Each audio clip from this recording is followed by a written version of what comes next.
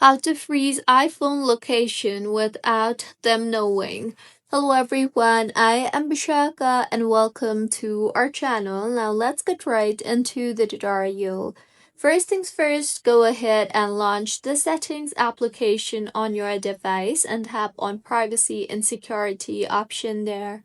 Further, tap on the location services option and then go ahead and toggle off the toggle button for location services. Once done, go ahead and open the Find My application on your device and then tap on the Me option at the bottom right. Here, go ahead and toggle off the toggle button for Share My Location, and with this, they will not be able to see your location.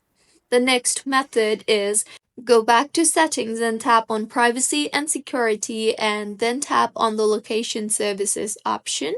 Here, tap on an app and then go ahead and make sure to not to choose the always option and choose either never or ask next time or while using the app. This is completely allowed and recommended.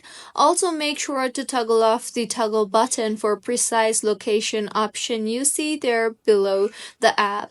So these were a few ways on how you can freeze iPhone location without them knowing. If you find this tutorial helpful, please like the video and do comment if you have any queries.